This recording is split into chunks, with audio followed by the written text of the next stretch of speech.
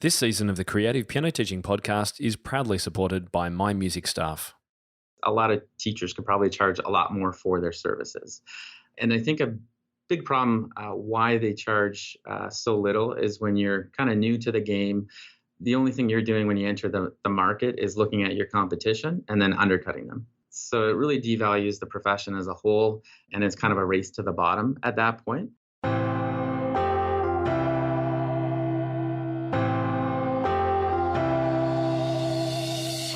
Welcome to the Creative Piano Teaching Podcast, the place where teachers from around the world meet to share innovative ideas about music education. Listen and learn as we help you motivate your students, grow your income, expand your studio, and become a more creative piano teacher.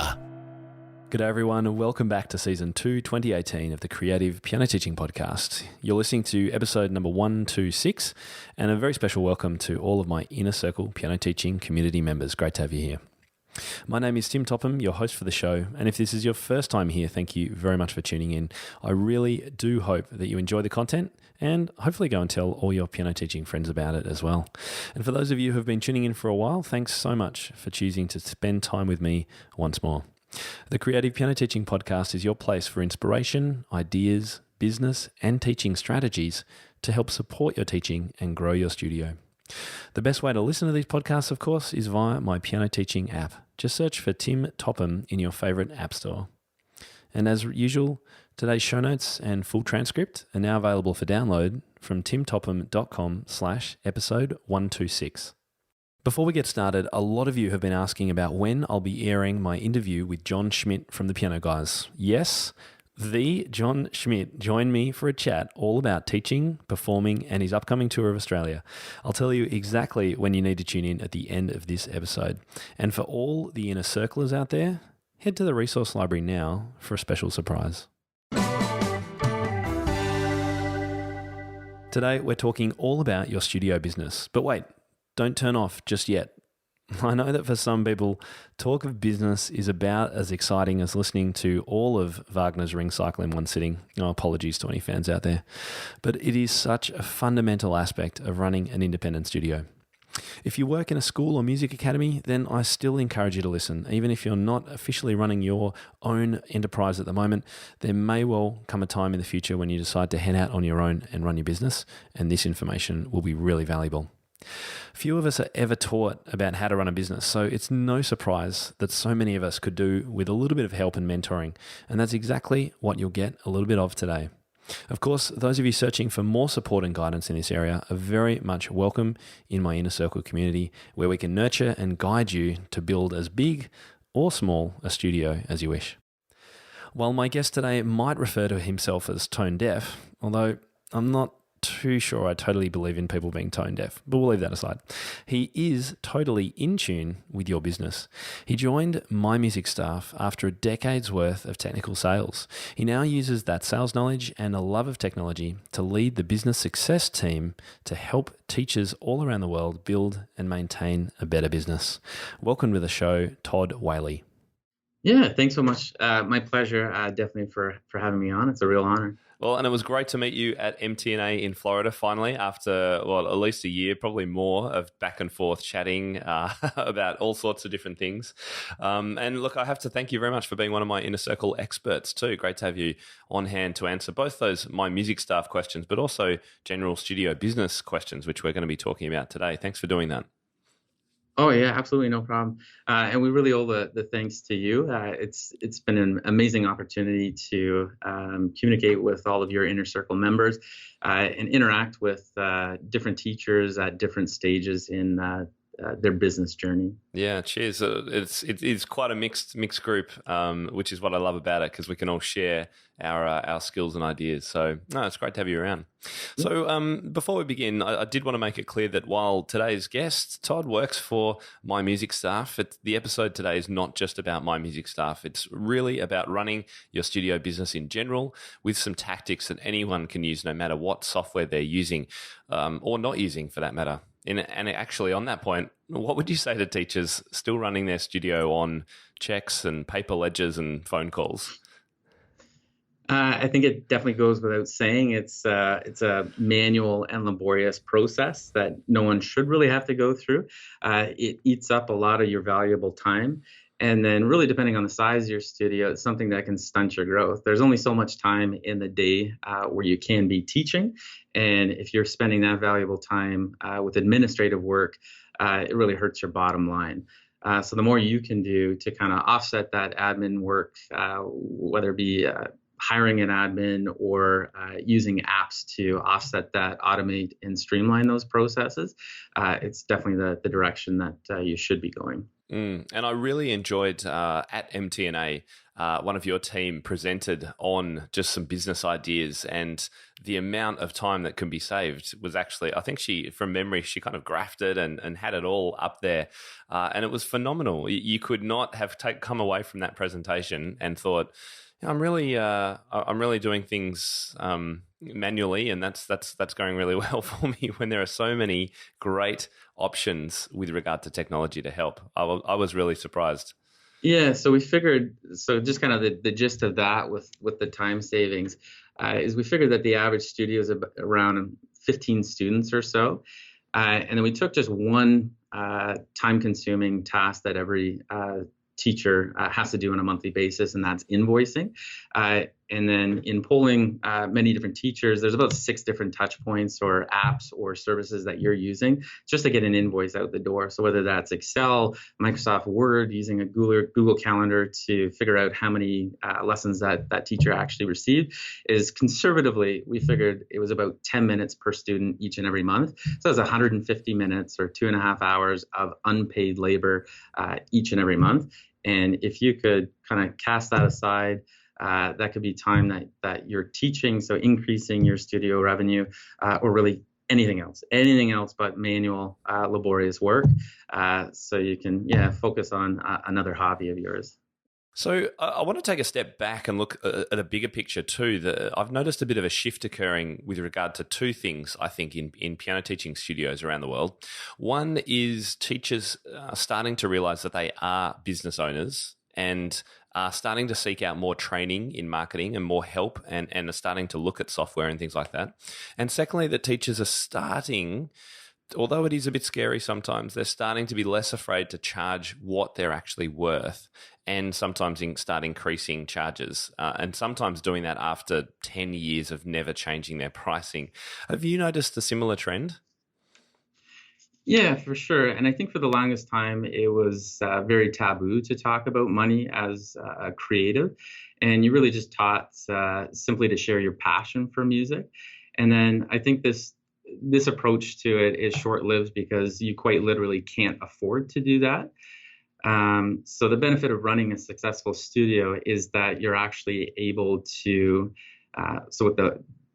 with running a successful studio, you have the money, the means, the profit to continue this and share your kind of infectious love of music with a larger audience. And not to mention that everyone really does deserve to financial security or a living wage. So what we're seeing now is, rather than simply trying to cover your costs as a hobbyist, is many teachers are structuring a business to make a profit. And as you mentioned, they're seeking out advice for marketing and all those other elements to help drive this forward. And I think the key word here is also structure. So that means careful planning and business processes are actually being put in place in the pursuit of that profit or growth. Right. And many of us, and I'm included in this, we kind of fall into teaching in some ways. We just, someone asks us to teach their nephew or niece or the next door neighbor, and we kind of fumble our way through for quite a while and work out what we're going to actually teach the student, and the business side of things. Like, that's the last thing on our mind because we're just focused on staying above the water with regard to keeping the kid engaged and learning in lessons. So I totally understand why the business side of things often takes a back seat for students, for teachers, I should say, when they're just starting out. Yeah, and it's totally second thought too, like you mentioned, the business aspect. And when many do pursue an education in music, is most often in all your education, not once did they provide a course on business. So once you're out there in the wild and you're trying to monetize on your your newfound music education, is you kind of just trial by fire. You kind of hodgepodge of different apps and resources. And for many teachers at the moment, all you had was Microsoft Excel. So you make do with what you have. And then you kind of hit a wall at a certain point where that's just not enough. Right. Yep. And there are other things that can pull lots of those other multiple sources that you're using into one space. And this would be a good time for you to tell us, how did My Music Staff as a company and a piece of software come to be? Yeah, so this is so My Music Staff is a bit of a love story. What? No. Yeah, I know that might sound a bit strange here, but My Music Staff is the brainchild of our founder and developer extraordinaire and his wife, doctorate of music candidate and exceptional teacher. And the problem that arose 5 years back was organizing a music studio so that teaching was the first priority. And then all that other stuff, scheduling students, managing a schedule, sending out invoices, and billing didn't have to take up so much time. So the solution that came to be was My Music Staff. And what we had quickly found out is once kind of that first revision went out there is nobody or next to nobody really ran a business that way. So our strategy quickly had to change. And then that's where we really leaned on the community. So everything is now community driven. So any of the features that you see coming out from week to week came from the exceptional great feedback from our members. Right. So it's actually a bit of a match made in heaven, your founder and his wife. The wife being the music teacher, and he happened to have all these coding skills, so he could actually build some software that his wife could use to run her studio. That's how it worked. Yeah, you would never expect a creative and a developer to be a good match, but there we go. Opposites attract, right? Yeah, that's great. And no, I love hearing stories about software and businesses around the world that come to be because of a pain point that the person themselves or someone very close to them are struggling with, and they're finding a solution for it. And lo and behold, there's a whole lot of other people in the world who need that solution as well. So it's great that it came from exactly the roots that we're all dealing with day to day. Yeah, and then now that we've included the community in this process as well, it's really lent to the flexibility that a lot of our teachers depend on. So rather than just a one best way, is we understand that there's many different ways to run a studio. So anyone that's coming into this will quickly find that, yes, we understand your particular needs, and it's no problem, we can accommodate. And I've just thought of another question regarding the number of students you have and when paying for some software might make most sense. Because I'm assuming that when you're first beginning, there might be teachers out there who've just got a couple of students. Maybe it is okay to do most of the things you do manually, and that's okay. Maybe up to, 5 students. But after that, or soon after that, it makes more sense to have some software help you out. Do you find that users of your software, that there's kind of a tipping point in their studio where it really makes sense with the number of students that you use some software? I would certainly agree that it is much easier with far fewer students to continue to manage your studio by something like a spreadsheet, calendar app, or many other applications. Where it does become a bit difficult is once you get to that tipping point, it's quite a bit more of a process to get in there. And if you were to start earlier, is you've kind of set yourself up to scale much easier. And then there's not going to be that interruption to your business to switch over. So you're kind of you adopt good practices ahead of the problem kind of creeping up on you. No, that's a really good advice, actually, because I made the switch, and I know it takes a lot of time sometimes.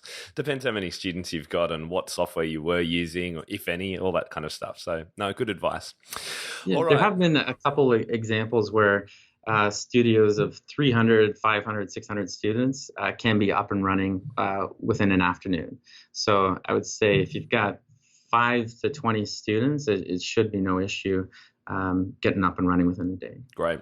And I have to say that the thing I love most about using software like yours is that the touch point from a student first ever coming into your studio, right from that point, they're in the software. So my waiting list or my enrollment form, and we might talk about this later on, is all automated through. Sorry, it's not automated. It's all online through your system, and all of that data just goes straight in, and I don't have to sort of manually enter any information. It's all in there right from the beginning, which I think is a big bonus. Yeah, so right from the website, so someone comes across their website, I love everything I want to see. How do I start lessons with Tim today? And then you can place a widget on your existing website. Or if you don't have a website, we include a website as part of your membership as well. So they fill in that registration form. And then once that student clicks submit, all of that is transcribed right into your account. So there's no copying and pasting all that information, wasting valuable time. And then depending on your setup is you can immediately send your students student portal information so they could actually schedule them themselves if you didn't want to be involved in that process. Brilliant. We're doing everything in our power to try and make things as easy as possible for a teacher. That's great. I didn't actually know that you had that automated email back with the login details that allows them to then find a space in your schedule and schedule themselves. That's great. That's really good. Yeah. All right, we'll talk about that in a moment. I'm very conscious too that you guys collect a lot of data on all the studios that are using your software. So what are some of the most surprising statistics you've been able to pull from that data that could possibly help us improve our studio management? So one of the first ones that we took a look at was payments. So getting paid on time is not only a problem for studio owners, but really any small business. And a lot of the problems do stem from poorly formatted invoices, and that's a whole other can of worms that we can get into. But another big issue is limiting payment options. So in my own experiences, I very rarely carry around cash. I definitely don't have a checkbook on hand and readily available. And most of any of my purchases are made by credit. Yet when it comes to music lessons, your only options are really cash or check in a lot of cases. Credit isn't an option. So that means for a lot of families is they need to go out of their way to source cash or a check in order to get you paid. And you've introduced a barrier to payment. So that's a good reason why you're receiving late or just no payments altogether.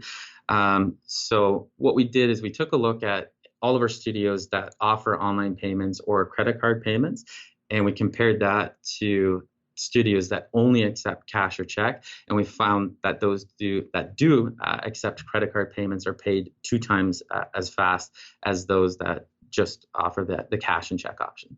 So it doesn't mean you have to stop offering cash and check, but when you introduce that convenience to those families, or just one other option to pay, there's far fewer reasons not to pay you. Right. And while we're on the topic of credit as well, one of the great benefits of using software is that it can automate the credit process. So once you've actually set that up, you don't need to keep asking your parents to pay with their credit card because you've already got the details on file, right? Yeah, so one of the options that we built into, so it's not just a convenience for you, but it's also a convenience for the families, is they can save a credit card on file. They can flick a switch to turn on auto pay. And what that means is once you send out that invoice, it's automatically going to charge that total to the credit on file. So neither of you have to think about the money. Is the parent has an expectation each and every month, I'm going to pay X amount. You know you want to get paid, so let's make this easy on everyone, and then you can kind of set and forget it in that aspect. Yeah, 100%, and it is just such a great way to run your billing, and it just makes a lot of sense. And parents actually, I've found, really like it because they don't have to worry about it. It's right. You know, they've got enough things to deal with their children and running around and shopping and whatever else it is. If there's one less thing that they have to worry about, I think it's a great benefit for them. And just on invoices too, you mentioned that one of the issues is you see studios, I think you were saying studios with poor quality invoices actually get paid. There's a longer payment cycle as well. Is that what you were saying earlier on? Yeah, so there's many studios that have a very informal process of invoicing. So that's just no invoice at all. So that's a major issue. So You really need to formalize that process and show families a clear, concise message. You owe me this amount for this reason. It is due on this date, etc. And then the second issue is a poorly formatted invoice. So that's where you're just lacking a lot of information, or the information that you've decided to include isn't clear enough and it raises questions. So you want to take, or you want to address enough that that you kind of take those questions out of the process. And every family should know that I owe X amount, it's no mystery, and just let them know how to pay you and by what date. Right. And of course, you could go on Google Docs or Word and find an invoice template and fill it all out. But of course, there are lots of mistakes you can make along the way because you've got to do this manually for every student. So yes, you can make it look pretty and have all the right information. But again, it's this we're trying to work out ways we can sensibly reduce the manual handling of things. And so that's, again, why some software can really help. Interestingly enough, too, Todd, checks over here in Australia, they don't actually exist anymore. So I actually, if I get a check, so sometimes a US company that I work with might send me a check. It actually takes up to 2 months to clear and costs about $60 to process because we just don't use them anymore. So I'm sure that other countries like the United States may well go the same way at some stage in the future because it's just such a laborious manual processing checks. Yeah, and you've got to go to the bank as well, right, to actually cash for sure. It's an extra trip you don't need to make. Yeah, that's right. So I think in 2018, the UK, Canada, and Ireland are phasing out checks. So the writing's on the wall. Right. Yep. Definitely. Just get with the credit. So look, here's a big question, and it's the question on everybody's lips when we talk about money and income. What should teachers be charging? Have you got any data on that you could share with us? So with that one, I don't think there's a catch-all answer. So that's going to largely depend on your region and expertise. But what I can tell you is from what we've seen is a lot of teachers could probably charge a lot more for their services. And I think a big problem why they charge so little is when you're kind of new to the game, the only thing you're doing when you enter the market is looking at your competition and then undercutting them. So it really devalues the profession as a whole, and it's kind of a race to the bottom at that point. And I think if we focus more on our unique selling proposition more than anything else, that's the excuse you need to charge more. So rather than a general statement of, hey, I teach piano lessons from ages 2 to 99, well, anybody that knows how to play the piano can likely deliver that same experience. So the only thing differentiating you from Studio A is simply the price. So it's just a back and forth of undercutting each other, and it's in no one's best interest. Whereas if you can do one thing incredibly well, not only can you teach more, there's no comparison in that regard. Right. And this is what I teach my members as well. Try and find a point of difference when you're putting out your marketing efforts so that people can tell, that's, this is the person that's just fantastic with the composing, or this person's got a digital audio workstation in their studio and helps their students compose dance music, or this is the teacher that does this incredible stuff with preschoolers. So try and find, I agree. So Todd's called it your unique selling proposition, often shortened to USP. If you hear that around the place, that's what that means. It's just trying to find out, what is it about you that sets you apart from your competition so that you're not competing just on price. And in actual fact, a little bit later in this series 2, I'll be talking to Danny Thompson about this very topic, about taglines, branding, and USPs. So stay tuned for more on that. But great overview from Todd there. Now, a quick word from our sponsor, My Music Staff. Most of you have already heard about My Music Staff and how their software helps thousands of music teachers manage their businesses more efficiently. They handle all of your student management issues, scheduling, billing, and so much more. It's what I personally use in my own studio, and it's no surprise why it's the leading studio management software. What I think really makes My Music Staff stand out is its community-driven development and personal approach to customer support. It was such a pleasant surprise jumping into My Music Staff for the first time and realizing how in tune it was with my business and the ins and outs of a music studio. Since they partner with the music community to develop their software, they've been able to anticipate what teachers need and are constantly improving their software to exceed expectations. My Music Staff is super easy to get up and running. The transition away from paper and spreadsheets is painless. If you do need help, the quality of support is second to none, and you'll always get a fully personalised response. I have yet to see the level of attention and care I receive from My Music Staff provided by any other software platforms I use, and I use a lot of software in my business. So what have you got to lose? Just go to mymusicstaff.com and sign up for their free 30-day trial today. So let's dive into some of the biggest headaches, other than trying to work out how much we charge for teachers. So the first one I've got on my list is billing. We've mentioned it a little bit. Was there anything else to cover in the billing side of things? So I think this one is a two-part answer. So first, I would say be kind to yourself, and then don't overcomplicate your billing. And then secondly, use the right tools to automate your billing. And what I mean to the first part of being kind to yourself when it comes to billing is that, as an example, lesson packages. So many different studios will offer many different lesson packages, each number of lessons being a different price. You offer a slew of different discounts to your families, and they can qualify by X, Y, Z for you Americans out there. And then another one would not be charging a consistent rate. So what I mean by that is, say you charge, so for a 30-minute lesson, you charge $25. So if we work out the rate for that, that's $50. And then you offer different lengths of lessons. And when we get up to a 60-minute lesson, you might only charge $40. So when we work out that rate, it's $40. So you've gone from $50 per hour down to $40 per hour. So you're shortchanging yourself $10 by teaching more. So that obviously does not work in your best interest as a business owner. And again, going back to that theme of having limited time in a day to really capitalize on revenue, is you need to charge a consistent rate. And then it makes it a lot clearer for your clients as well. So I charge $50 per an hour, but I do offer many different lesson lengths. And then what you need to do as a business owner and your own salesman is deliver the value by showing them what more can you achieve in a longer lesson rather than price alone.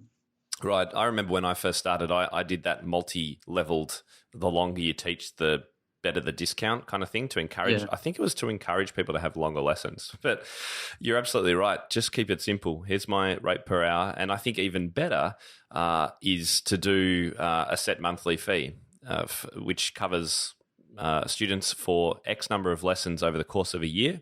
So I say that I'll be teaching 35 lessons in a year. You divide that by the number of months you want to get paid. So that could be 12 months of the year, or it could be 10 months if you want to have a couple of months off, or whatever it is. And that's the amount that you plug into your software, and that is automatically charged to students' credit cards or parents' credit cards. And I've talked about this before. I've done Facebook Lives. I've got videos. I've got checklists and cheat sheets about how to set this up. If you haven't considered a set monthly billing fee, then head to timtopham.com/monthly, where I've got exactly how I do it and an overview, in fact, of how I've set this up on My Music Staff too. So I think that's a really good way to go. Have you got a lot of teachers that are doing just the regular set monthly or semester or term fees? Yeah, I'd say there's a healthy mix of both. And then it's also a great benefit to parents as well, is when you can budget that set monthly amount, because it's always a surprise. And then kind of going back to the last point of having to explain your invoice is when there's one of those months where there's that extra fifth lesson, is you're going to get calls for that. So by setting that same monthly tuition, is you make life easier for both you and your parents. Very much agree. I think one of the few times that I do probably agree with discounts is when you're teaching multiple children from the same family. I think that's probably a time when offering a discount for the second and third children could be valuable. What do you think? Have you heard of teachers doing that? Definitely have heard of teachers doing that. And I think it also depends on kind of your student roster. So if you have more students than you know what to do with, you probably don't need to do that. So whereas if you're trying to attract more clientele, what better person to reach out to than a current client of yours? And then that's definitely a way to attract a sibling to start taking lessons. Right. So another big headache for teachers, scheduling and makeup lessons and things like that. So how can software, or what suggestions have you got even without software that could help with this? Oh, geez, not doing it. So that's a also bit of a a hot nightmare, isn't it? topic. Yeah, makeups is certainly a hot topic in the teaching community of whether or not to offer it or not.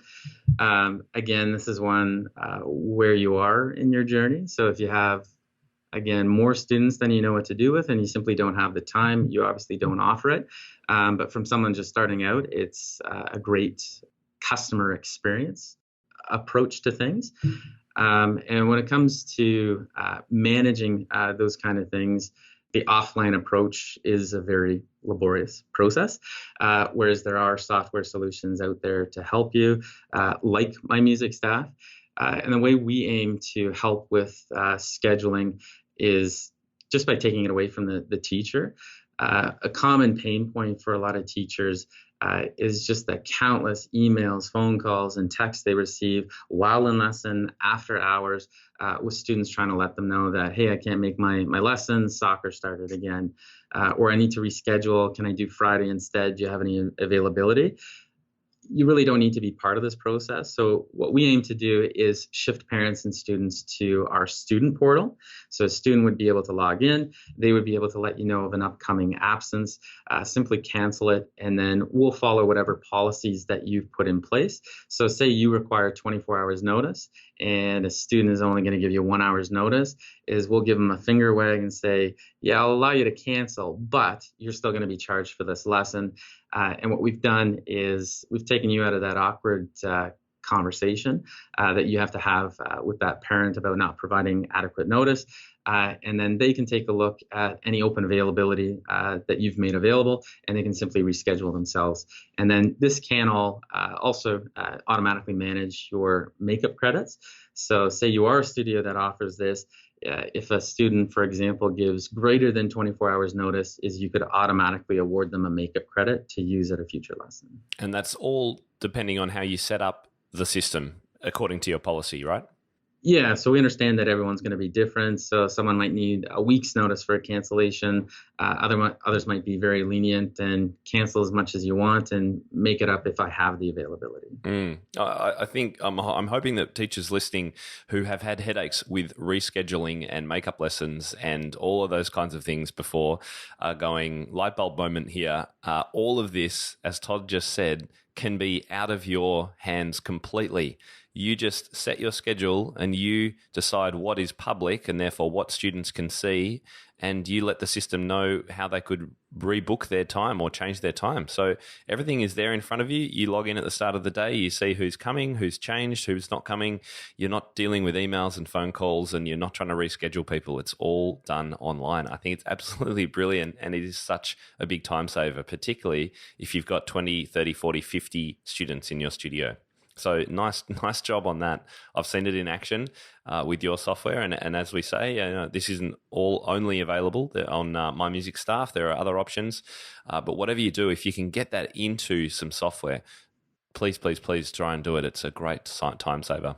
Now, what about lesson planning? I get lots of questions about lesson planning. I've recorded podcasts on it and things like that. Is there any aspect of that you've found software can help with?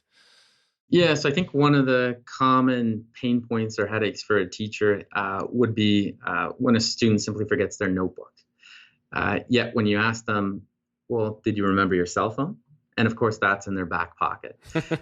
So the solution to this approach would be taking things online so that cell phone could become that notebook.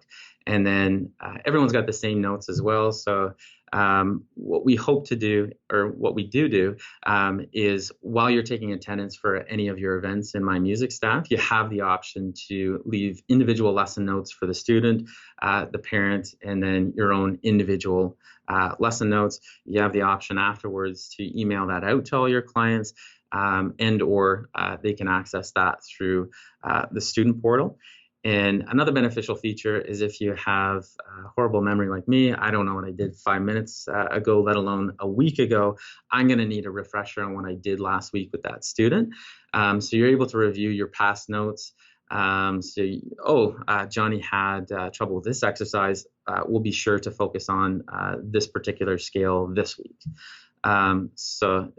Really great way to track progress. And then another element that we allow during this piece is assigning repertoire to a student. And we're actually going to be releasing a pretty major update to this feature, and we think it should be available by the time that this episode airs. So what we're changing is you'll now be able to create a master repertoire list and simply assign rep pieces in bulk to particular students.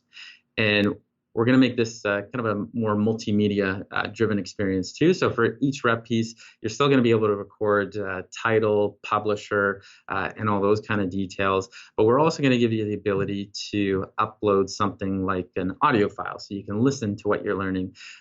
Maybe there's a recording of you playing it or someone else playing it. You'd be able to upload the video. If you have the sheet music available and you'd like to share that with the student, you can upload a PDF. Or even a YouTube link. And then you'll also be able to leave repertoire notes. So if it's just general notes and direction for best way to approach this, you can include that. And then if one particular student needs a bit more attention and care, you can also leave individual rep notes for them. Nice. And there's definitely a number of other apps that do similar things with practice. I've tried a number of them. I've got a good friend who's got the Practicia app as one option, and I know there's Better Practice, and there's a whole lot of different ones, and I've tried many of them. It's interesting that I often come back to paper in the end. I'm a bit old school in that regard, given that so much of my business is tech and online and all that kind of stuff. But sometimes I just love that freedom of drawing and whatever it is. But you're absolutely right. Kids forget it. I forget it. It gets lost, whatever it is. So I think more and more this stuff will come online and be a helpful tool for teachers. So great to hear about some of the new features coming out. What about another headache, tax reporting, expense tracking, and all of that fun stuff that none of us like to do? No one likes to do it. I thought everyone's looking forward to tax time, aren't they? Well, maybe the refund you might get. Yeah, maybe. So yeah, no one likes taxes. But with the right tools, it doesn't have to be a painful experience. Problem with most any small business, I would say, is just how you record it. So most don't record it at all. They've got that shoebox full of receipts. Others might do it in a spreadsheet. And what's particularly cumbersome is at the end of the year is you need to find your spreadsheet that has all your teaching income. Then you have to go find your spreadsheet, if you have it, for all your expenses. Then you've got to find that shoebox full of receipts, and then you dump it on your accountant's desk and hope for the best. So our approach to this particular solution is being that kind of business in a box, comprehensive solution. Is we've already got all your teaching income in one place, so that's one problem solved. And then we also have expense tracking. So you just have to go through the process of recording your expenses as it comes in. And if you happen to be on the go, is we now offer an option to snap a shot of that receipt.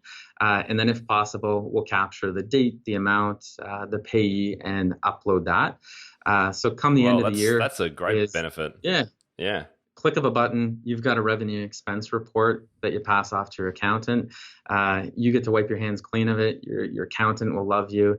And then that's how we hope to alleviate the stress of the dreaded tax season. Yeah, I'm sure accountants will be very, very happy if you don't come with a shoebox full of stuff. That's great technology. I didn't realize you had a scanning ability to pull data out of a scanned receipt. Yes, I think that was a couple months back that we introduced this feature.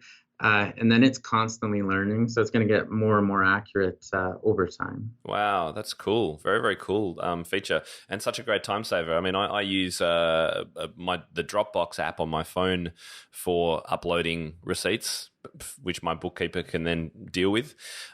Whatever it is, just getting it onto an online space, get it digitized. I think that's the primary thing here. Even if you're just scanning it or taking a photo and saving it in a folder for your accountant, that is just 100% better than literally bits of paper everywhere, because they'll get lost and they're a pain to work with. So last one, really briefly, we mentioned before about websites. Tell us about ways that software can help with that, because a lot of the solutions out there do have some basic website options for teachers. We mentioned how I use your widget to capture new student information as well. So there's kind of two options there. Yeah, so this is another one of those surprising stats that we took a look at. So what is the impact of a studio website? So we took a look at all of the studios that started with us in January of 2016, and then looked at how they were performing in January of 2017. And what we were looking at is those that have a studio website and those that do not. So those that did not have a studio website saw a decrease, I think it was 21%, in their students. So you lost about 1 in 5 students. And that's just through regular churn. But not having that website is you weren't actively seeking out new students at the time. So that's one of your hardest working marketing platforms, and one of the most affordable is a studio website. And it's kind of a hub for all the other marketing activities you do, because you're always trying to drive people back to that website. And then when we took a look at those with a website, it was an 80% increase in students year over year. So you're almost doubling your studio simply by having a studio website. And I think the reluctance for many to not have a website is they think it's just a bit too involved. I don't have the coding experience to do this. But in the past few years, there's been an incredible number of kind of plain, stupid, simple solutions that have been launched, like Wix, Weebly, Squarespace. We even have a My Music Staff website builder. So anyone that has experience with Microsoft Word, if you can drag and drop and add text, you're good to go. You can create a website. Right. Yeah. And for those that do have a website, the widget option, like you mentioned. Yeah. Yeah. And for those that do want more in-depth information, we've got a very in-depth course in the Circle Academy, all about creating or updating an online business presence with a website, particularly using WordPress, which is the platform that I personally recommend if you've got the time and the inclination to build something more substantial. As Todd says, though, there are so many free options, and My Music Staff gives everyone a free option there that's just perfectly acceptable if you need to get started with capturing data and giving students a place to go when you send them from your marketing efforts there. So I think we'll start wrapping things up, Todd. It's been fantastic to speak with you. What's one big thing that you'd like teachers to take away from today's discussion? So I think I can start this one off with a far-fetched analogy. Okay. So I need to commute to the office each and every day, and I could do this by horse. So, okay, cue the laughter. No laughter. Okay. Tough crowd. So instead, I actually commute by car. So while both options still get me from point A to point B, is one of those options is obviously a lot more efficient and definitely a lot more comfortable than the other one. And then the same can kind of be said with managing your studio. So while you can juggle 6 different apps to run your studio, spreadsheets, Google Calendar, and a whole ton of other applications out there, is we do offer one kind of central or one app to kind of centrally manage all of these aspects of running a studio to increase your efficiency and help you grow and thrive as a business. Makes a lot of sense to me, and I hope many teachers listening will be making sense to those guys as well. Now, I'm really excited too, as part of you being one of our Inner Circle experts, we actually have an exclusive 90-day trial of My Music Staff available to all Inner Circle members. So I think normally your trial's about 30 days that any teacher can get started. Is that right? Yeah, so anyone looking to start today, you simply visit mymusicstaff.com, and then you can start your 30-day free trial.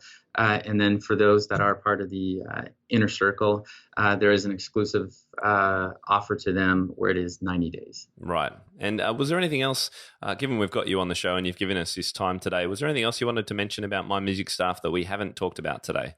Yeah, so I guess we've got one more stat, I guess, that we could share. So we've already had the pleasure of helping thousands of music teachers find success through My Music Staff. And then we'd certainly like to help everyone listening at home as well. So as we previously mentioned, whether it be the 30-day free trial through us or the exclusive offer through Tim, we'd definitely like everyone to jump aboard. And one of the exciting stats that we found is My Music Staff members, on average, see a 13% increase in revenue year over year. And then that all starts simply by signing up and giving it a try. And then we're there to support you all the way along your journey. Right. And I have to say that the support that you guys provide is one of the biggest drivers of my happiness to tell other teachers about what you do. Because I know for a fact that when it comes to starting new technology, you need that support sometimes, and you want someone there that's going to quickly answer your questions. And Todd himself is on the support team, and I can't believe how much detail and time you've given me, and I'm just one of your many members in supporting their growth with your software and getting them involved and onboarded and all that kind of stuff. It's truly phenomenal, and it's not just a matter of you ask them a question and they'll send you their stock canned response. They'll actually go into your account and start finding out exactly what you've done, where you should be going, and talking in terms of your students and where you should be going. It's really phenomenal, Todd. It's a massive effort that you guys put in. So thank you very much for all the support you give your members and hopefully some new people that might try you out as a result of this interview. Yeah, thank you very much. Yeah, we definitely want to get people in there as quickly as possible and set up for success as quickly as possible. So removing that pain and tailoring a personal experience is definitely what we're all about. Right. And so even if you're a bit tech, what's the word? Not tech savvy. If you're a bit of a tech phobic, then technophobe. That's the word I was looking for. Please rest easy because you've got a great team supporting you.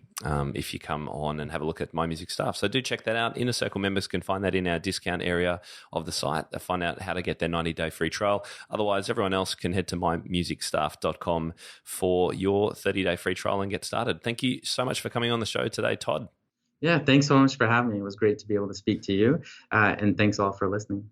It was great fun. And if you'd like to get in touch with Todd himself, I'm sure you'll be able to contact him through My Music Staff or, of course, via our Inner Circle forums if you're a member. And if you're not a member, head to timtopham.com/community to find out more.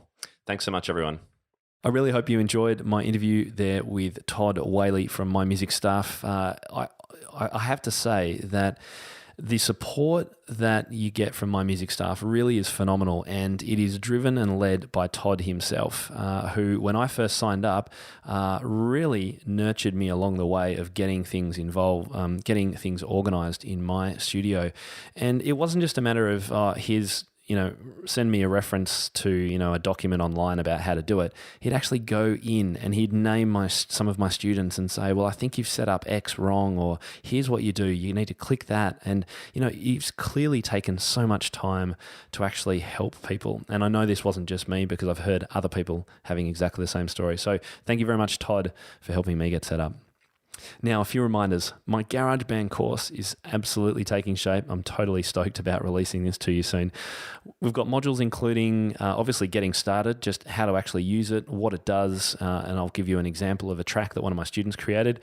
We're going to talk about creating multi-track backing tracks, live looping, editing, mixing, something weird called quantizing, which you might not have heard of, but it's really important, using smart instruments, and a deep dive into the very cool effects that you can use. So we've got a webinar and a course coming out later this month. Do stay tuned for information on social and email about that. Of course, as usual, if you do have a spare few minutes for a Facebook or iTunes review and you haven't given me one yet, I would totally love it if you could spend the time doing that. It's only a 5-minute job and it means a hell of a lot to me. So if you can do that, you can find out more at timtopham.com/review. All right, next week on the podcast, I'm very excited to announce, finally, you get to meet John Schmidt from the Piano Guys. We'll be finding out what his piano lessons were like, how he focuses on creativity in beginner teaching, his advice on improvising, and we'll even find out how much he practices. And also how he challenged my own views on classical music and classical recitals. You'll actually see that in action, or you'll hear it in action, I should say. He also answers a whole lot of listener questions which I posed in my community and on Facebook. You'll be blown away by how down-to-earth this guy is, and I cannot wait to share it with you.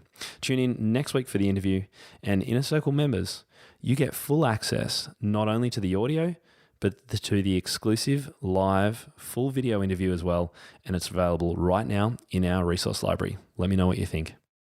I'm Tim Topham, and you've been listening to the Creative Piano Teaching Podcast. Thanks so much for listening, and I'll see you next week. That will conclude this evening's entertainment. Oh, thank you. Thanks for listening to the Creative Piano Teaching Podcast.